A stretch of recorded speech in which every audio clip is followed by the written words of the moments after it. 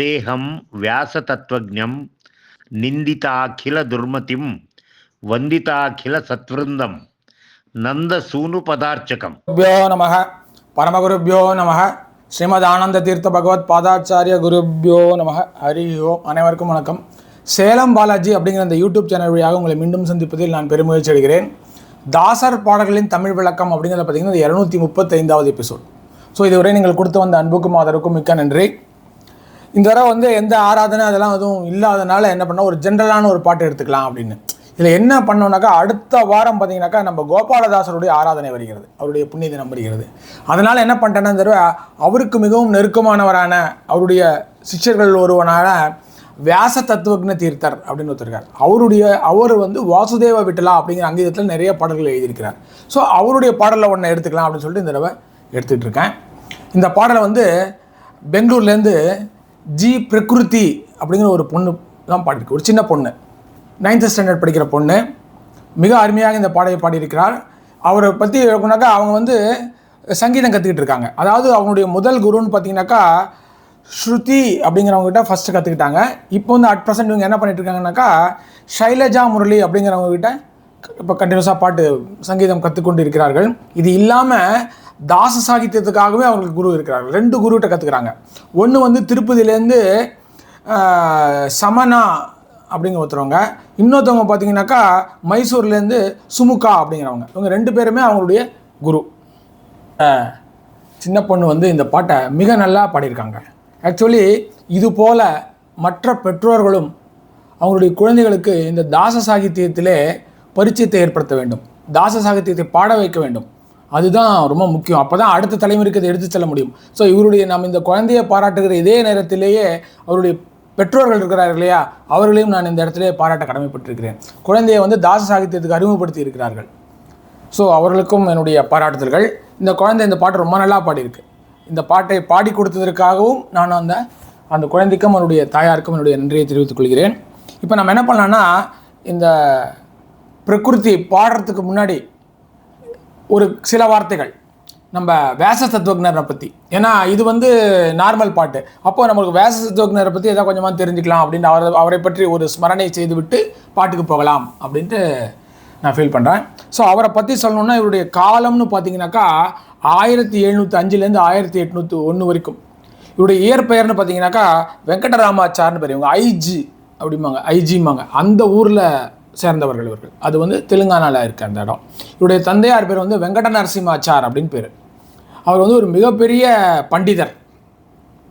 ஆனால் அவருடைய இது பாருங்கள், அவருடைய மகனான இந்த வெங்கட்ராமாச்சார் இருக்கார் இல்லையா, அவருக்கு கல்வியிலே எந்த விதமான ஒரு இஷ்டமும் இல்லை, ஒரு வித்வத்தும் இல்லை, சரியாகவே படிக்க மாட்டேன்றாரு. அவருக்கு மகனை பற்றியே ரொம்ப கவலை. அந்த வெங்கட நரசிம்மாச்சாருடைய மனைவி இருக்கிறார் இல்லையா, அவள் பார்த்திங்கனாக்கா நம்ம கோபாலதாசருடைய மிகப்பெரிய பக்தை. அவருடைய பாடல்களை கேட்டு அவர் மிகப்பெரிய அப்ரோக்ஷ ஞானி என்பதை உணர்ந்து அவர் மீது மதிப்பும் மரியாதையும் வைத்திருந்தார். அதனால் அவங்க ஹஸ்பண்ட்கிட்ட சொன்னார், நீங்கள் போய் அவரை பாருங்கள், கோபாலதாசரை பார்த்து நம்மளுடைய பையனுடைய எதிர்காலத்தை பற்றி கேளுங்கள் அப்படின்னு சொல்கிறாங்க. ஆனால் இவர் அந்த காலத்துலேயே எப்போவுமே அந்த பண்டிதர்களுக்கெல்லாம் தாசர்களை பார்த்தா அவ்வளோவா பிடிக்காது. கொஞ்சம் இன்னும் இவெல்லாம் பாட்டு பாடுறவன், நான் பண்டிதன் அப்படிங்கிற மாதிரி இருக்கும். அவருக்கும் ஒரு சின்ன கர்வம் இருந்தது, நான் போய் பார்க்கணுமா அந்த தாசரை அப்படின்றது. சரி, இருந்தாலும் மனைவியினுடைய தூண்டுதல், மகனுடைய எதிர்காலத்தை பற்றி தெரிந்து கொள்ள வேண்டும் என்பதற்காக போய் அந்த கோபாலதாசரை பார்க்குறாரு. இப்போ கோபாலதாசரும் சொல்கிறாரு, என்ன ஆச்சாரியாரே உங்கள் மனைவி அனுப்பிச்சு வந்தீங்களா அப்படின்னு கேட்கும்போது அவருக்கு ரொம்ப ஆச்சரியம் ஆகிடுது. உங்கள் மகனை பற்றி தானே கேட்க வந்திருக்கீங்க, கவலைப்படாதீங்க, உங்கள் மகன் பெரிய ஒரு பண்டிதனாக ஆவான் அப்படின்னு சொல்கிறாரு. அதை கேட்டோன்னே அவருக்கு மிகப்பெரிய சந்தோஷம். ஆனால் அது வெளியிலலாம் காட்டிக்கல. சரி, நான் இந்த பக்கம் வந்தேன், அவங்களை பார்த்துட்டு போகலான்னு வந்தேன் அப்படின்னு சொல்லிட்டு ஏதோ வந்துடுறாரு. அதுக்கப்புறம் வெங்கட்ராமாச்சாரியரை கோபாலதாசர்கிட்டே அனுப்பிடுறார். அவருக்கும் கோபாலதாசனை ரொம்ப பிடிக்கும். அவர்கிட்டயே அவருடைய பாடம் பெற்றுக்கொண்டு கோபாலதாசர் சொன்னது போலவே நல்ல பண்டிதனாகவும் மாறிவிடுகிறார். இவருடைய இந்த வித்வத்தை பார்த்து ராகவேந்திர சுவாமி மடாதிபதியாக அப்போது இருந்த வரதேந்திர புவனேந்திர தீர்த்தர்னு இருந்தார். அவருக்கு இவரை தன்னுடைய சிஷ்யனாக எடுத்துக்கொள்ள வேண்டும் என்ற ஒரு ஆசை இருக்கிறது. அதே போல் நம்மளுடைய இந்த வெங்கட்ராமாச்சார் இருக்கார்ல, இவருக்கு என்ன ஆசைன்னா எனக்கு அப்ரோக்ஷ ஞானம் வேணும் அப்படின்னு இவருக்கு ஒரு ஆசை. அதனால் இவர் கோபாலதாசர் கேட்குறாரு, எனக்கு எப்போ அப்ரோக்ஷ ஞானம் கிடைக்கும்ன்றாரு. அவர் சொல்கிறாரு, நீ சன்னியாசம் எடுத்துக்கோ, அதுக்கப்போ தான் உனக்கு அப்ரோக்ஷ ஞானம் கிடைக்கும் அப்படின்னு சொல்கிறாரு. ஸோ இவரும் சன்னியாசம் எடுத்துக்கோன்றாரு. அந்த புவனேந்திர தீர்த்தர் இருக்கிறதுல வரதேந்திர புவனேந்திர அவருக்கும் வந்து இவருக்கு சன்னியாசம் கொடுக்கணும்னு ஆசையாக இருக்குது. இவரை தன்னுடைய சிஷ்யனாக எடுத்துக்கொண்டு தனக்கு பிறகு பட்டத்துக்கு கொண்டு வர வேணும்னு. ஸோ இது ரெண்டும் ஒன்றாக சேர்ந்தால் என்ன பண்ணுறாரு, அந்த புவனேந்திரர் இவருக்கு வந்து சன்னியாச பட்டம் சன்னியாச தீட்சை கொடுத்து வியாச தத்துவக்ன தீர்த்தர் அப்படின்னு ஒரு பட்ட பேர் கொடுத்துட்றாரு. ஸோ இவரும் சன்னியாசி ஆகிறார். ஆனால் அவரால் அங்கே இருக்க முடியல, சன்னியாசி ஆகிடுறாரு. திரும்பியும் கோபால சாஸ்திரியே வராரு. இங்கே வந்து அவருக்கு வந்து அப்ரோக்ஷ ஞானமும் கிடைத்து விடுகிறது. அப்புறம் என்ன பண்ணுறாருனா, இவர் மடத்துக்கு போகாமல் மடத்தினுடைய இதிலெல்லாம் ஈடுபடாமல் கோபாலதாசர் கூட இருக்கிறது, பாட்டு பாடுறது, குதிக்கிறது, இதே பண்ணிகிட்டு இருக்காரு. அப்போது அந்த புவனேந்திரருக்கு கவலையாக இருக்குது. இன்னும் இப்படி பண்ணுறீங்களே, நீங்கள் வாங்க, நீங்கள் தான் அடுத்த பீடாதிபதின்றாரு. இல்லை, எனக்கு அதில் இஷ்டம் இல்லை, நீங்கள் அடுத்த ஆளை நீங்கள் நியமிச்சிங்க, என்னை விட்டுருங்க, நான் வந்து ஒரு விடி சன்னியாசியாகவே, அதாவது உதிரி சன்னியாசிமாங்க, எந்த மடத்தையும் சேராதவராக நான் இருந்து விடுகிறேன்னு சொல்லிட்டு கோபாலதாஸ் கூட இருந்துடுறாரு. அவரும் வரதேந்திர தீர்த்தரை நியமிக்கிறார். அந்த வரதேந்திர தீர்த்தரை தான் நம்ம இப்போ பூனாவில் பார்க்குறோம் இல்லையா, அவருடைய பிருந்தாவனம், அவரை பற்றி முன்னாடி பார்த்துருக்கோம். ஸோ இது போல் ஒரு நிகழ்ச்சி நடைபெறுகிறது. ஸோ இது மூலமாக அவர் வந்து என்ன பண்ணுறார், வியாச தத்துவஜராக மாறுகிறார். அதற்கு பிறகு அவரிடமே அவர் என்ன பண்ணுறாரு, அங்கிதமும் பெறுகிறார். கோபாலதாசருமே அங்கிதம் பெறுகிறார். வாசுதேவ விட்டலா அப்படிங்கிற அங்கிதத்தை பெறுகிறார். நூற்றுக்கணக்கான பாடல்களை எழுதுகிறார். கிட்டத்தட்ட 16 சுலாதிகள், 10 உகாபோகங்கள் இதெல்லாம் எழுதுகிறாங்க. அது இல்லாமல் ஒரு 13 வடமொழி நூல்களை எழுதுகிறாரு. அதுலேயும் பார்த்தீங்கன்னாக்கா இந்த பாகவதத்தோட 7வது ஸ்கந்தம் இருக்கு இல்லையா, இதை மிக அருமையாக அவர் எழுதியிருக்காருன்னு ரொம்ப புகழ்பெற்றவர் அவர் அதில். ஸோ இதுபோல் நிறைய நூல்களை எழுதி புகழ் பெறுகிறார். ஸோ இதுதான் ஒரு சின்ன குறிப்பு நம்ம வியாச தத்துவஜரை பற்றி. இப்போ நம்ம என்ன பண்ணலாம், நம்முடைய பிரகிருதி பாடிய பாடலை கேட்போம். அதற்கு பிறகு பாடலுக்கான அர்த்தத்தை பார்ப்போம். வாங்க, இப்போ பிரகிருதி பாடிய பாடலை கேட்போம்.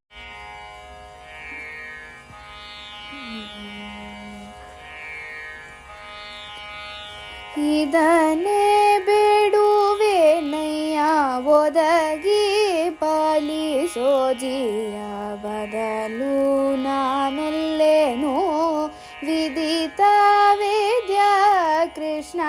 ಇದನ್ನೇ ಬೇಡುವೆನಯ್ಯ ಒದಗಿ ಪಾಲಿಸೋ ಜೀಯ ಬದಲು ನಾನೊಲ್ಲೇನೋ ವಿದಿತ ವೇದ್ಯ ಕೃಷ್ಣ. ಇದನ್ನೇ ಬೇಡುವೆ ನಯ್ಯ. ಕ್ಷಣವೊಂದಗಲಿರಲಾರೆ ನಿನ್ನ ವರಣು ಬಿಡೆ ಕುನಿವೇನೋ ನಿನ್ನ ವರಂದದಿ ಗುಣತ್ರಯ ವರಣ ನಿನ್ನ ವರತೆ ಇದೆ ಪುನಹರಡೆಗಾಲನ್ನು ಕೇಳಲೊಲ್ಲೆ. ಇದನ್ನೇ ಬೇಡುವೆನಯ್ಯ ಒದಗಿ ಪಾಲಿಸೋ ಜೀಯ. ನೀಚ ಜನರಂಗಳ ಸಂಗವ ಕೊಡದಿರು ವಾಚದಿಂದನ್ಯರಿಗಲ್ಪರಿಸಬ್ಯಾಡ. ಸೂಚಿಸೋ ನಿನ್ನಯ ಗುಣಗಳೆನ್ನೆವೆ ಯಾಚಿಪೆ ಇದನೆ ಮತ್ತಿದನೆ ಮುರಾರಿ. ಇದನ್ನೇ ಬೇಡುವೆನಯ್ಯ ಒದಗಿ ಪಾಲಿಸೋ ಜೀಯ. ಈಶ ನಿನ್ನಯ ಕತೆ ಕೇಳದ ಬಹಳಾಯು ಕಾಸು ಬಾಳದು ಕೇಳೋ ಕರುಣಾಬ್ದಿಯೇ. ತಾಸು ಒಂದಾದರು ಅವನೇ ವೆಸು ಜೀವಿ ವಾಸುದೇವ ವಿಠಲ ಎನ್ನಿವರನು. ಇದನ್ನೇ ಬೇಡುವೆನಯ್ಯ ಒದಗಿ ಪಾಲಿಸೋ ಜೀಯ ಬದಲು ನಾನೊಲ್ಲೇನೋ ವಿದಿತ ವೇದ್ಯ ಕೃಷ್ಣ. ಇದನ್ನೇ ಬೇಡುವೆ ನಯ್ಯ. குமாரி ஜி பிரகிருதி அவர்கள் இந்த பாடலை மிக நன்றாக பாடியிருந்தார். உண்மையாலுமே இந்த வயசில் ரொம்ப அழகாக இந்த பொண்ணு பாடியிருந்தது. அதற்கு என்னுடைய பாராட்டுதல்கள். நீங்கள்லாம் கூட உங்கள் கமெண்ட்ஸில் இது உங்களுடைய கருத்துக்களை பதிவிடுங்கள். இப்போ தான் நம்ம வந்து இந்த மாதிரி குழந்தைகளை நாம் ஆதரிக்கும் பொழுது தான் அவங்களுக்கும் அதில் ஒரு ஆர்வம் வரும். ஸோ இப்போ நம்ம என்ன பண்ணலாம், பாட்டோடைய பல்லவி அனுபல்லவிக்கு போவோம். இதனே ಬೇಡುವನಯ್ಯ ಒದಗಿ ಪಾಲಿಸೋ ಜಿಯ ಬದಲು ನಾನೊಲ್ಲನೋ விதித வேத்திய கிருஷ்ணா. அதாவது இதைத்தான் உன்னை வேண்டுகிறேன், அதே மோட்சத்தைத்தான் உன்னிடம் வேண்டுகிறேன், உன்னுடைய அருளைத்தான் நான் உன்னிடம் வேண்டுகிறேன், என்ன எனக்கு நீ அருள் புரிவாயாக என்னுடைய தலைவனே. பதலு நான் ஒல்லனோ விதித்த வேத்திய கிருஷ்ணா, அந்த வேதங்களால் துதிக்கப்படுகின்ற கிருஷ்ணனே, எனக்கு இதை தவிர பதில், இதுக்கு பதிலாக எனக்கு வேறு ஒன்றுமே வேணாம். நான் அவனை பணம் கொடு, காசு கொடு, அதெல்லாம் ஒன்றுமே கேட்கல. என்ன கேட்குறேன், எனக்கு உன்னுடைய அருளை கொடு, எனக்கு மோட்சத்தை கொடுன்னு தான் கேட்குறேன் அப்படின்னு சொல்லி சொல்கிறார். அதுதான் இந்த பல்லவி அனுபல்லவியோட அர்த்தம். இப்போ பாட்டோட முதல் சரணத்துக்கு போவோம். ಕ್ಷಣವೊಂದು ಅಗಲಿಲ್ಲಲಾರೆ ನಿನ್ನವರನ್ನು ಬಿಡೆ ಕುಣಿ ಕುಣಿವನು ನಿನ್ನವರದಿಂದಿ. ஸோ ஒரு க்ஷணம் கூட நான் உன்னை விட்டு பிரிந்திருக்க முடியாது. என்னால் எப்பொழுதும் உன் நினைவாகவே இருப்பேன், உன்னுடனே இருப்பேன். உன்னை விட்டு ஒரு க்ஷண நேரம் கூட என்னால் பிரிந்திருக்க முடியாது. நின்னவரனும் பிடே, உன்னுடைய அடியார்கள் இருக்கிறார்கள் இல்லையா, அவர்களுடைய சங்கதம் இருக்கு இல்லையா, அவருடைய ஒரு நட்பு எனக்கு இருக்கிறது இல்லையா, அதையும் நான் எப்பொழுதும் விடவே மாட்டேன், அதையும் எப்போ வச்சிருப்பேன். குனி குனிவனும் நின்னவரந்ததி. ஸோ உன்னுடைய ஆட்கள் இருக்கார்களே, அவர்களுடன் சேர்ந்து குதித்து நாம சங்கீர்த்தனம் பாடி உன்னை நான் புகழ்வேன். குணத்ரய வர்ண நின்ன ஹொரத்தே இதே. அதாவது இந்த 3 குணங்கள் இருக்கு இல்லையா, தாமச குணம், ரஜோகுணம், சத்வகுணம், அந்த 3 குணங்களுக்கும் மேற்பட்டவனாக திகழ்ந்து கொண்டிருக்கின்ற என்னுடைய இறைவனே, ஒன ஹரட்டைகளனு கேளல்லே. வெட்டி அரட்டை இருக்கிறதுல ஒன ஹரட்டைனாக்கா வெட்டி அரட்டை, வேண்டாத பேச்சு, வீண் பேச்சு, அதெல்லாம் நான் கேட்க மாட்டேன், எப்பொழுதும் உன்னை பற்றியே நினைத்து கொண்டிருப்பேன் அப்படின்றாரு. அதுதான் இந்த ஒரு சரணத்தோட அர்த்தம். இப்போ பாடலுடைய அடுத்த சரணத்துக்கு போவோம். நீச்ச ಜನರಂಗಳ ಸಂಗವ ಕೊಡದಿರೋ ವಾಚದಿಂದ ಅನ್ಯರಿಗೆ ಅಲ್ಪರಿಸ ಬೇಡ.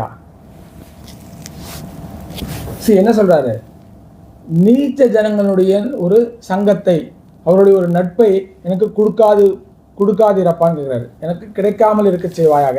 நல்ல ஜனங்களுடைய ஒரு நட்பே கிடைக்கட்டும், கீழ்த்தரமான மக்களுடைய ஒரு நட்பு எனக்கு வேண்டாம்.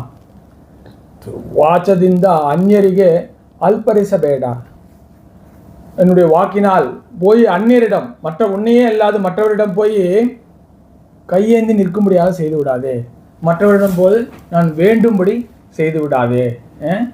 உன்னுடைய அடியாளாகவே நான் இருக்க விரும்புகிறேன், மற்றவன்ட்டையும் போய் கை நீட்ட மாட்டேன். சூசிசோ நின்னைய குணங்கள் அல்லவே, சூசிசோ நின்னைய குணங்கள் அல்லவே. அதாவது சூசிசோ அப்படின்னாக்கா வழி நடத்து, என்னை வழி நடத்து, என்ன உன்னுடைய திவ்ய குணங்களால் என்னை வழி நடத்து. யாச்சிப்பே இதனே மத்திதனே முராரி. மீண்டும் மீண்டும் இதைத்தான் உன்னிடம் நான் வேண்டுவேன். என்ன கேட்கணும், கெட்டவருடைய சங்கம் வேண்டாம் எனக்கு, எப்பொழுதும் உன்னையே நினைத்து கொண்டு இருக்க வேண்டும், உன்னை இல்லாத யாரிடமும் நான் கையேந்த கூடாது, உன் குணங்களால் நான் வழிநடத்தப்பட வேண்டும். மத்திதனே, மீண்டும் மீண்டும், டைம் அண்ட் அகைன், உன்னை இதைத்தான் நான் வேண்டுவேன் அப்படின்னு சொல்றாரு. அதுதான் இந்த ஒரு சரணத்துடைய அர்த்தம். இப்போ பாடலுடைய கடைசி ஒரு சரணத்துக்கு வருவோம். ஈச நின்னைய கதை கேளதே பாழவே காசு பாழது கேளோ கருணாப்தியே. உன்னுடைய அந்த திவ்ய சரித்திரம் இருக்கிறது இல்லையா, இதனுடைய திவ்ய கதை சரித்திரம் இருக்கிறது இல்லையா, அதை கேளாது இருக்கக்கூடிய அந்த பாழவே இருக்குது, இந்த வாழ்வு இருக்கிறதே, அது பைசாக்கு பிரயோஜனம் இல்லை. காசு பாழது கேளோ கருணாப்தியே. ஒரு பைசா கூட பிரயோஜனம் இல்லாத ஒரு வாழ்க்கையப்பா அது. உன்னுடைய அந்த சரித்திரத்தை, திவ்ய சரித்திரத்தை கேளாமல் வாழ்ந்து கொண்டிருக்கிற வாழ்க்கை இருக்கிறது இல்லையா, அது ஒரு பைசா கூட பெறாது, யூஸ்லெஸ் அப்படின்னு சொல்றாரு. கருணாப்தியே, கருணா சாகரனே. தாசு வந்தாதரோ அவனேவே சுஜீவி. உன்னுடைய அந்த திவ்ய சரித்திரங்களை 1 மணி நேரம் கேட்டால் கூட போதும். அவன் தான் யாரு, சுஜீவி, நல்ல வாழ்க்கை வாழக்கூடியவன். மற்றவனுக்கெல்லாம் வாழ்க்கை ஒரு பைசாக்கு பிரயோஜனம் இல்லாதது. வாசுதேவ விட்டல நின்ன வரவன், அவன் யாரு, உன்னுடைய ஆளாக மாறி விடுகிறான். அந்த அந்த உன்னுடைய அந்த கதையை கேட்கின்ற அந்த பக்தன் இருக்கிறனாலே அவன் உன்னவராக மாறி விடுகிறான். அவன் ஜீவிதம் இருக்கிறது இல்லையா, அதுதான் சுஜீவம், நல்ல ஒரு வாழ்க்கை, சுஜீவி, அவன் தான் நல்ல வாழ்க்கையை வாழ்ந்தவன் அப்படின்னு சொல்லி இந்த பாடலை முடிக்கிறார். ஒரு அருமையான வியாச தத்துவஞரின் ஒரு பாடலை கேட்டோம். அதாவது வாசுதேவ விட்டலாங்கிறத ஒரு அங்கிதம், அதை கொண்டு வந்து இந்த பாடலை முடிக்கிறார். ஸோ இவர் பார்த்தீங்கன்னாக்கா நம்ம கோபாலதாசருடைய மிக நெருங்கிய சிஷ்யர். ஸோ அதனால் என்ன பண்ணோம், இந்த தடவை கோபாலதாசர் சிஷ்யரோட பாடலை கேட்டிருக்கோம். அடுத்த வாரம் கோபாலதாசருடைய ஆராதனை வருகிறது. அப்போ கோபாலதாசரை போற்றி அவருடைய தம்பி பாடிய ஒரு பாடலை கேட்போம். ஸோ நாமும் அடுத்த வாரம் கோபாலதாசருடைய அந்த புண்ணியத்தை நினைந்து கொண்டாடுவோம். அதே நேரத்தில் வியாச தத்துவஞரையும் வேண்டி அவருடைய அருளும் பெறுவோமாக என்று கூறி என்னுடைய இந்த எபிசோடை நினைத்துடன் முடித்துக் கொள்கிறேன். உங்களிடமிருந்து நன்றி கூறி விடைபெறுவது உங்கள் சேலம் பாலாஜி. நன்றி, வணக்கம். சேனமந்தா.